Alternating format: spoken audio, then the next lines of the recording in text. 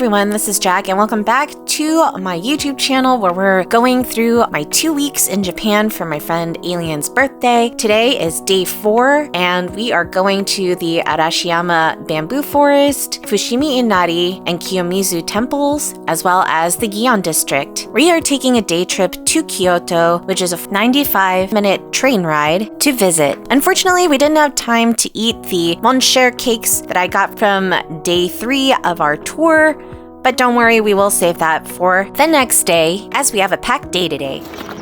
And cute. Yo, this is the cutest construction ever.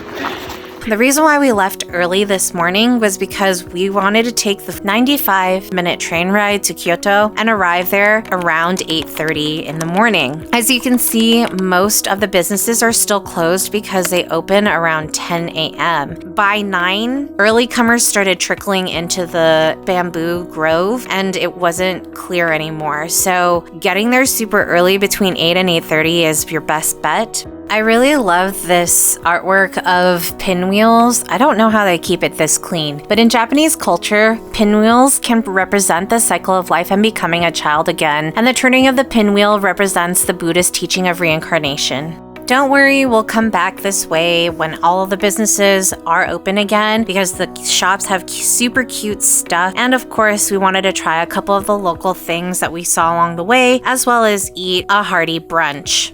As you guys have previously seen, I have side and mini quests throughout my Japan trip. The mini quests are collecting all of the manholes and drain grates that are super pretty and well designed.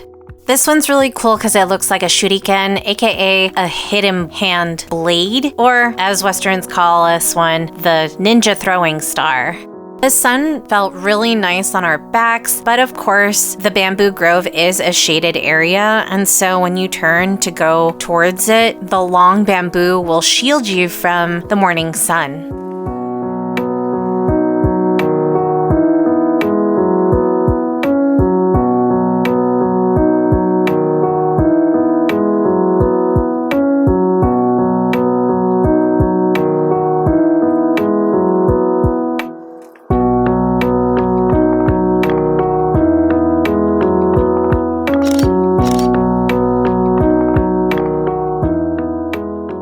I was able to whip out my silk fans to do a little bit of a flow, which was super zen and inspiring, and with the long bamboo in the background that was super green.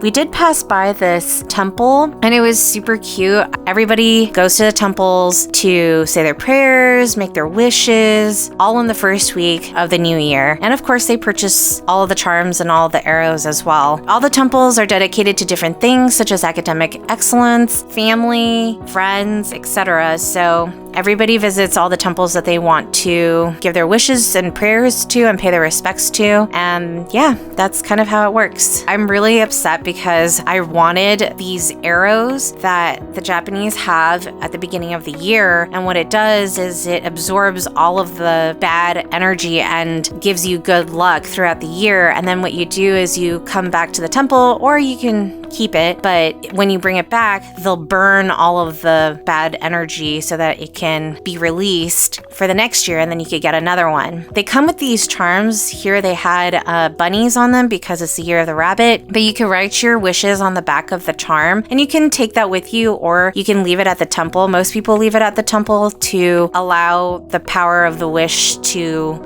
be centered around the source. But yeah, lesson learned. If you see something during your travels, please get it. All the red arrows with the white feather veins were sold out by the time I returned to Tokyo the next week. This was also the more affordable arrow because in Tokyo, it was like $10 more, which really taught me to grab what I wanted when I saw it. All the rabbit charms are a different design though.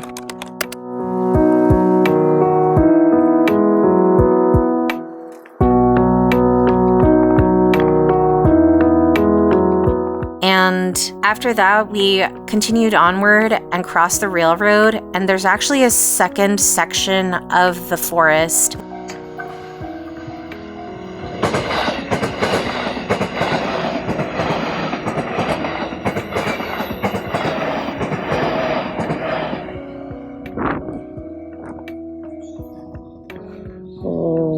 Bamboo.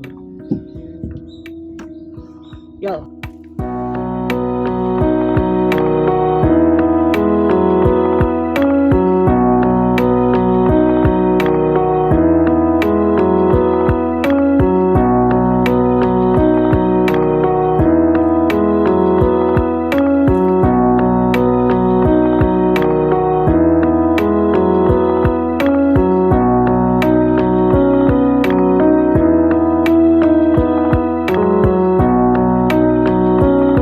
This is the second area of Arashiyama Bamboo Grove. It was very beautiful with the light speckling in.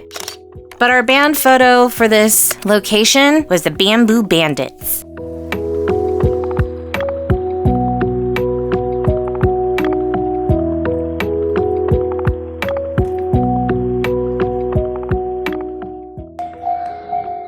Train tracks.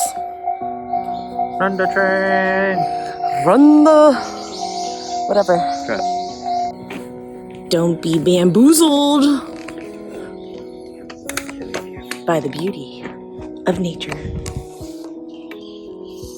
We followed the rest of the forest trail and then we went around the back area to loop towards the shops again. But we took our time because we were passing by residential neighborhoods that had super adorable fronts with statues and pinwheels and all sorts of decorations. And these were statues of tanuki. That is an animal in real life, which is a cross between a bear and a dog, and they are said to be shapeshifters in Japanese mythology. Statues usually have a big belly and somewhat disproportionate body parts. They're shown wearing a turtle shell hat and carrying a promissory note. A lot of these Japanese souvenirs are good luck charms meant to bring prosperity to business owners, and the promissory note signifies trust and confidence. The round belly of the tanuki indicates bold and calm decision making.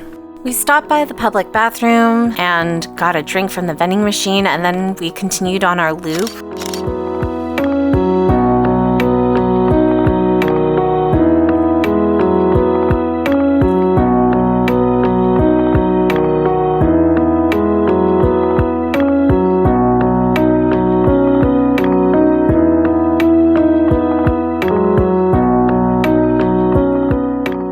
Where we met the face of a temple opening, took a look at the map, and then continued onward. The walk was very nature forward. These are lotuses that are dead during the winter, but during springtime, there will be a ton of lotus flowers popping up.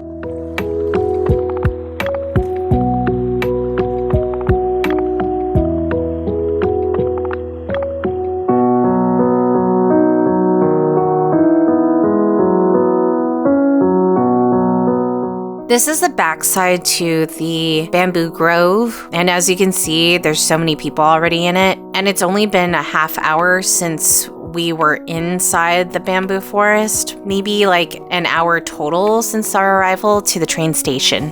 We continued on to the waterfront, and it was really beautiful to see where the rivers meet, as well as the stones and the wood textures that you can kind of find along the walk.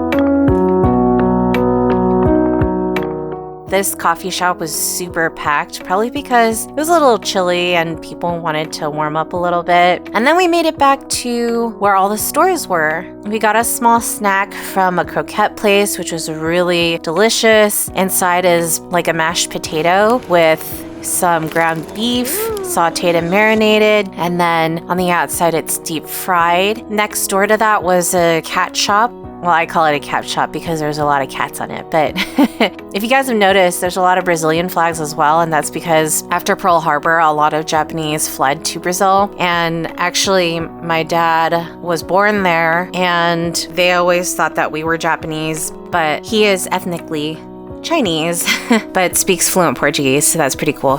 During our time in Osaka, I actually heard quite a few groups that spoke Portuguese, both Japanese and mixed families. I got a pair of earrings with some enameled paper cranes in origami paper, and across the way from the store was a chicken karaage place, which we put cheese powder and pepper flakes on.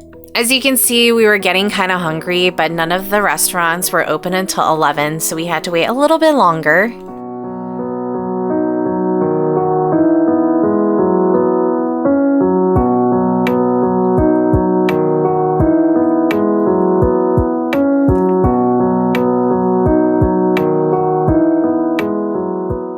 This visiting area had these lanterns, which are these cylinders of leftover kimono fabric that they wrapped around so that when it's nighttime and the lanterns are lit, you can see the pattern illuminated, which is really cool. This shopping area had a lot of eateries and small shops, and it was right next to a local train station.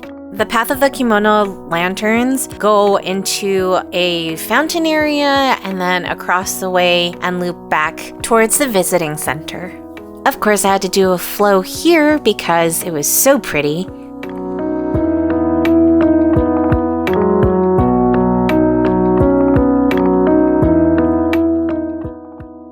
This is a famous dragon that was painted on the ceiling of one of the temples that we'll actually be seeing later on in my tour. It's called the All-Seeing Dragon, and you'll find out why later on.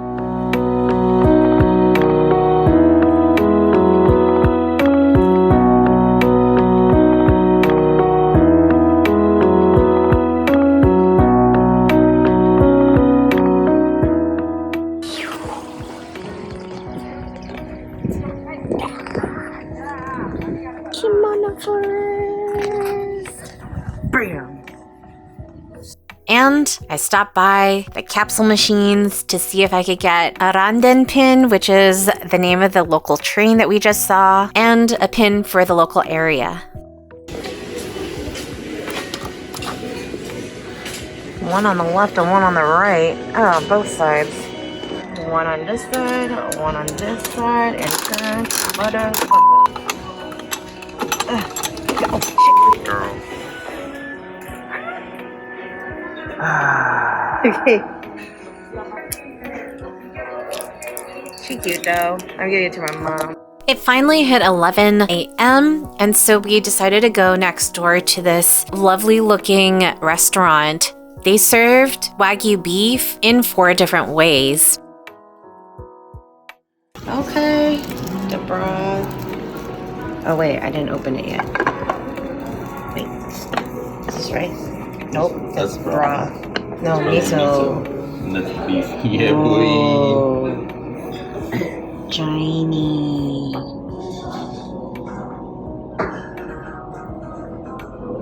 Pop rocks. Just kidding. We each got different sets of meat and accompaniment, and you were supposed to eat the meat by itself, then eat the meat in the broth, eat the meat with a sauce that they prepared, and then eat the meat dipped in raw egg. Most places I probably wouldn't trust raw egg, but Japan is super clean, and because this has been a part of their lifestyle for many, many years, I trust the cleanliness of eating raw egg here. The heat of the meat also helps temper the egg and cook it a little bit, but it provides a creamy texture that you wouldn't get without the egg. After lunch, it was dessert time. We went to a taiyaki place. You guys remember from my day 2 trip in Uji, Kyoto, where it was the matcha town? I got a magnet of a taiyaki, which is a waffle-shaped fish with red bean inside. There's other flavors that you could have inside, but we got the traditional one, azuki, red bean. And then we went to the UNESCO site with the temple of the All-Seeing Dragon. This. Gonna eat my fish. Oh, thank you.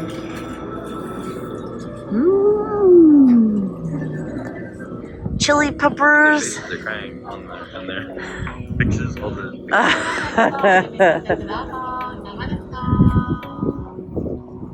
Alright, we're gonna do this UNESCO thing. The public is free to roam the grounds. It's if you want to enter the actual main areas and learn more and read about the history that you have to pay a small fee. We still had 2 more sites to go to later that day, and so I kind of just wanted to do a quick walkthrough.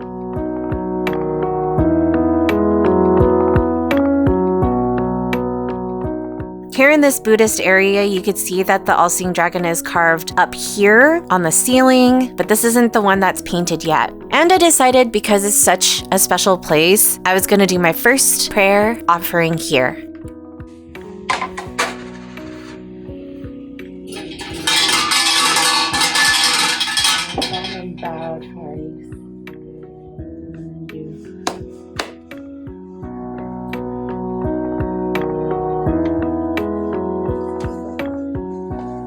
I was hyping up this all-seeing dragon this whole time, and then I remembered that they purposefully block you from being able to take photos and footage from the outside because, of course, they want you to pay for admission, and rightfully so, but this is all I could get from the outside. Basically, it's a giant dragon that looks exactly like all the other instances that I've shown from this video so far, painted in blue and white on the top of the ceiling of the temple. And it's said that this painting is to be treated like the actual dragon is watching over everything at all times from the heavens.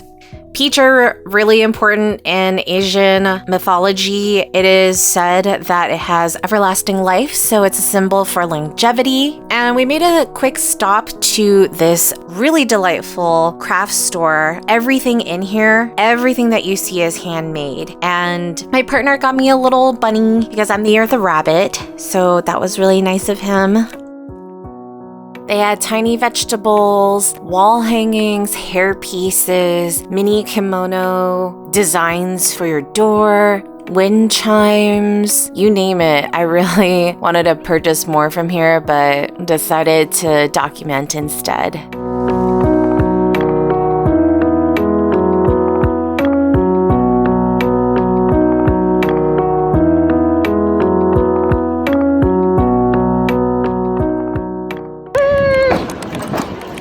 Oh my god, why is everything so... And then it was time to go towards the local train, but I decided to also stop by and get one more pin because they're just so cute, and I will not be able to find this anywhere else. Down here for the train, boys. All aboard Shinkansen this. Yeah. Oh look, it's a beaver. Alright, which one? Pop it. Okay. The ball is still here. She cute though. The blue? It's this one.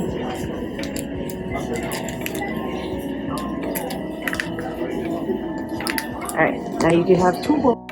As you can see, they even have bunnies on the train. I don't know if that has to do with a local mascot or if that's just like a symbol for the new year, but it does remind me of Peter Rabbit a little bit. It was then time to take the JR line to our next destination, which is Fushimi Inari, Geisha. The Fushimi Inari shrine is an important Shinto shrine that is famous for its thousands of red torii gates, which are trails that lead to the main buildings and up the mountain, which is a sacred place that belongs to the shrine grounds. There are several thousands of shrines dedicated to Inari, which is the Shinto god of rice.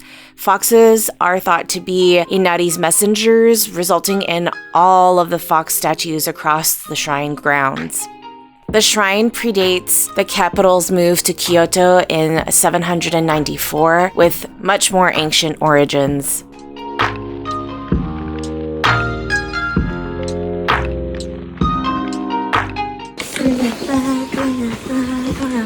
Backwards for this video.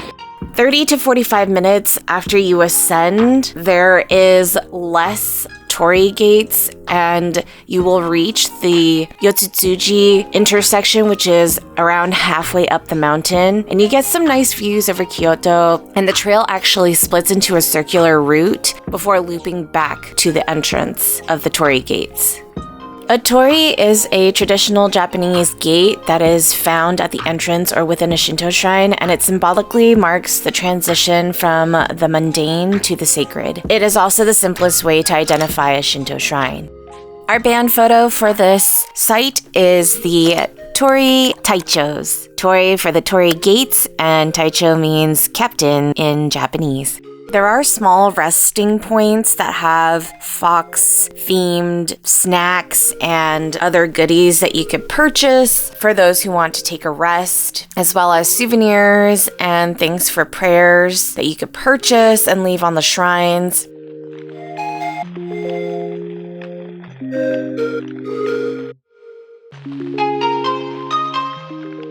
Of course, I had to do a flow here to tribute to Inari and the foxes. And this was the point in which Alien and Sandy decided to head back down as they wanted to rest. Trails don't really offer a lot of variation beyond this point, and so the gates actually decrease in density later on.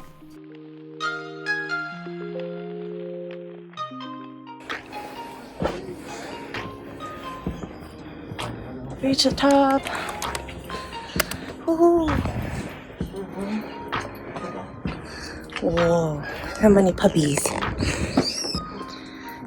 You know that fox babies are called pups, right?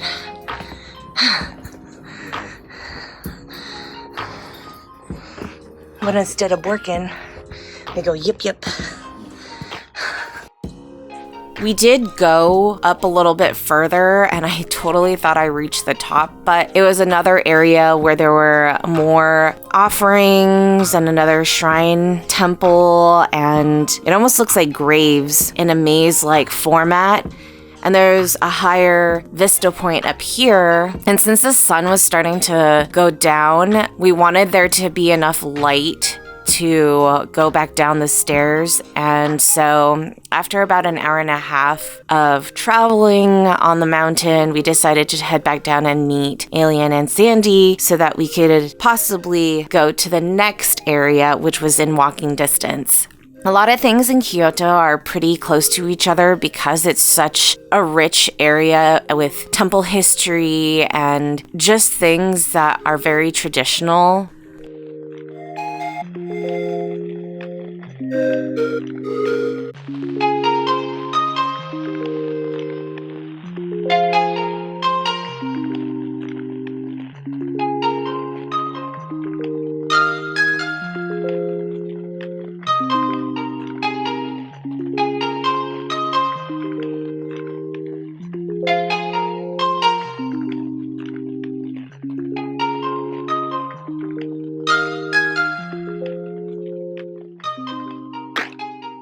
It is absolutely crazy to me how each of these areas are totally different from another one. They look similar, but there are different things about each of these shrine areas, and it's pretty impressive.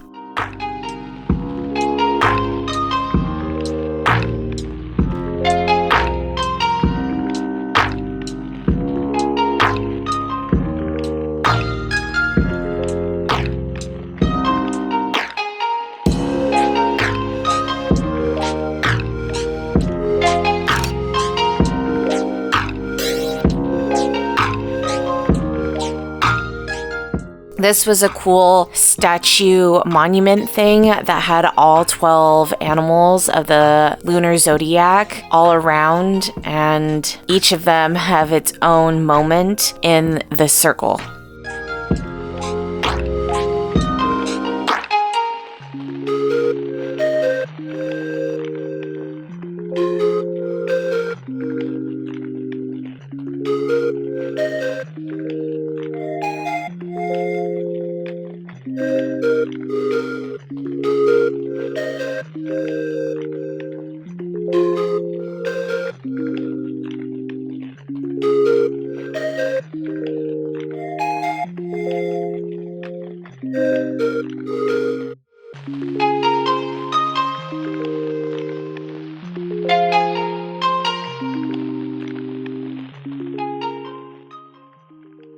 More bunnies for the new year.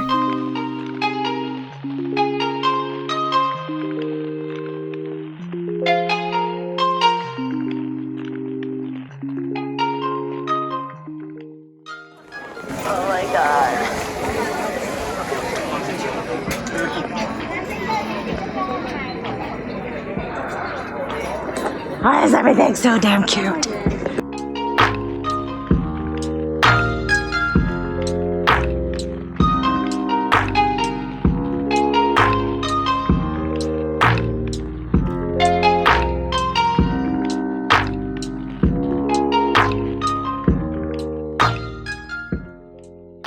There are so many things to see along this little strip. A ton of shops and souvenir places where you could buy tea sets, and of course, Sanrio mascots. But it was on to the next place. We actually take a cab from Fushimi Inari Taisha to the next location, which is the Kiyomizu-dera. It was a 50-minute walk, as it was, about a 10-minute drive, so we ended up hailing a cab that was nearby in order to save us time and, of course, to give ourselves a rest from the mountain hike. The Kiyomizu-dera, which is a Buddhist temple, and it is part of the historic monuments of ancient Kyoto, and also a UNESCO World Heritage Site. Kiyomizu means clear or pure water. It takes its name from the waterfall within the complex, which runs off of the nearby hills. Visitors are able to catch and drink the water, which is believed to have wish-granting powers. We didn't go in, but we took photos around the outside and watched the sun lower towards the horizon.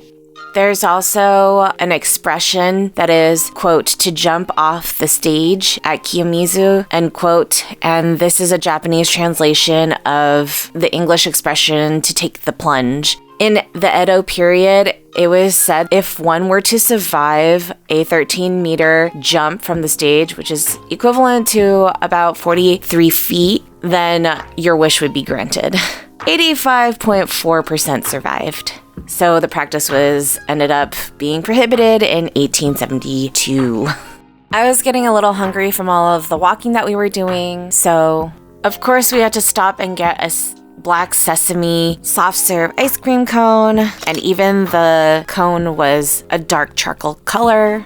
As we're walking down the streets, we saw more and more girls in kimonos, and that's because it was really close to the coming of age day, and a lot of the stores that rent kimonos make a killing during this time. Get lit on these stairs, fam. This area is called Sanneizaka or Sannenzaka, which is a stone-paved pedestrian road and tourist attraction in the Higashiyama ward. It is lined with traditional buildings as well as shops and often paired with a similar road, Ninenzaka. Our band photo was named the Stairway Samurai. These stairs are super famous for being the segue from the temple area into more entertainment districts. Look at all these cute little handmade pottery items that were just on part of the stairway that led into a store that sold other ceramics.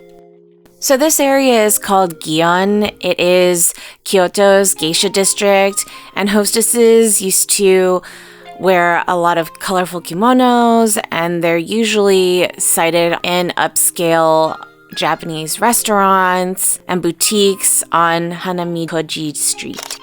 So this part is actually the Yasaka Temple. This is just a pagoda with a Buddhist temple that have vibrant balls that represent Kukurizaru, a monkey with bound feet and hands. This pagoda is a separate area from the Yasaka shrine itself, about a 7-minute walk north.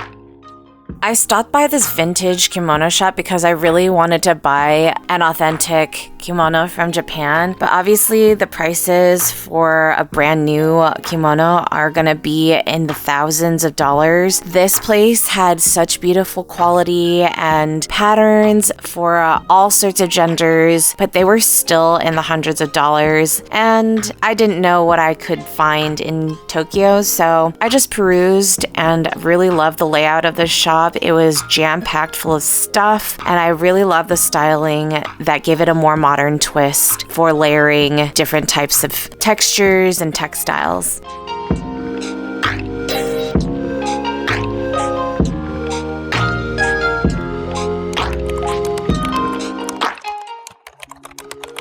We made our way to the Yasaka Shrine area, which is our next destination. The Yasaka Shrine has seasonal festivals in a lantern-lit courtyard, and it was once called the Gion Shrine. It's a Shinto shrine that is composed of several buildings, including gates, a main hall, and a stage. It was founded over 1,350 years ago. This dance stage with hundreds of lanterns gets lit in the evenings. Each lantern bears the name of local businesses in return for a donation. Of course, we took a band photo here, and this image was dubbed the Lantern Lovers. In the summer, the Gion Matsuri, which is celebrated in July, is arguably one of the most famous festivals in the whole country.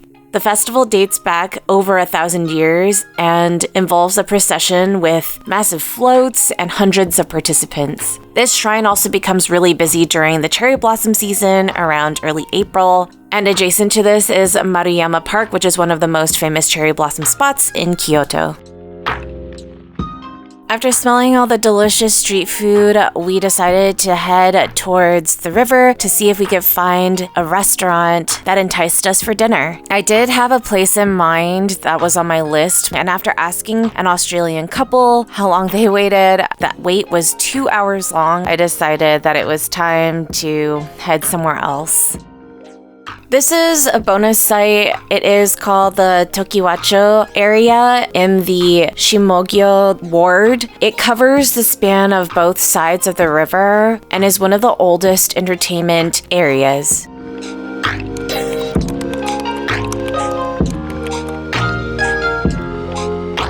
Entertainment is still being held here, but obviously not in the same way as the past. I do like that you could see all these rooms that have screens for privacy if the patrons who are being entertained want alone time. It is a great view for patrons, though, to look out onto the busy streets and overlooking the river. This is the Minamiza Theater. It's a well-known performance hall that was built in 1929 and offers a bunch of traditional kabuki shows and classic architecture. We walked along the Kamo River and checked out all the storefronts and tried to see if there was a place that interested us for dinner. The sunset was a beautiful lavender pink, and nighttime fell pretty quickly as we were walking along the alleyways.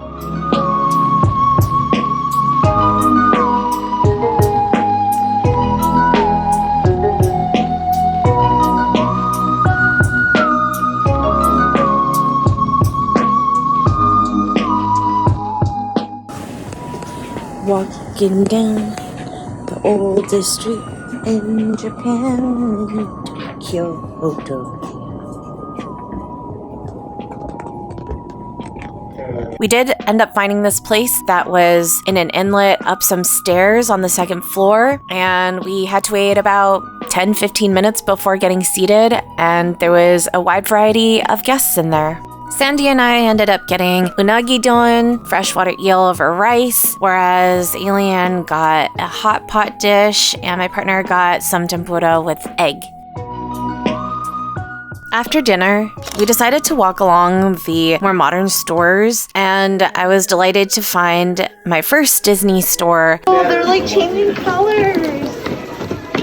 Get lit, fam. Whoa. Rainbow! Hell yeah. Okay. I've heard so many good things about the types of products that Japan has for Disney items, and so we walked in right before closing. I also got some things for my mom. Her favorite character is Mickey Mouse, and since she's always brought me to Disneyland when I was younger, I wanted to pay her back by giving her some unique products, like the collaboration with Cup Noodles, which is bringing it full circle from the museum that I went to in Osaka on day 3. So you could get any of these. I was able to get the last mystery box of this key and a couple of other toy series that are collectibles that you don't really know what you're gonna get. After completing the side quest, we took transportation back to our hotel area and bid goodnight to Alien and Sandy. My partner wanted some coffee and to try the local roasts, so we went to this cafe, which brewed an Ethiopian drip before we headed back to our hotel, and I opened my Disney haul.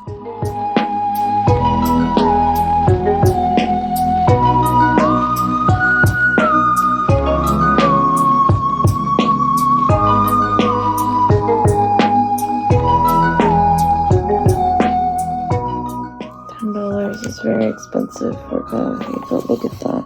You're paying for the packaging and the flavor profile. I didn't know it at the time, but I actually got the anniversary key. This key is not shown on any of these mystery boxes as a surprise, but it has Mickey as a sorcerer on it, and I ended up giving this to my mom as well. And then I got a key for the 30th anniversary. Thought it was going to be one of these, but it ended up being that.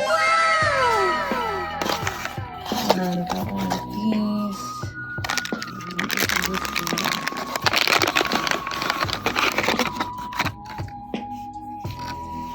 Okay, that's a daisy. She kind of cute. Anyway, thanks so much for joining me on another loaded day in Japan. Subscribe and click the notification bell so that you know when I have the next day coming out. And until next time, keep curious, everyone. Jack out.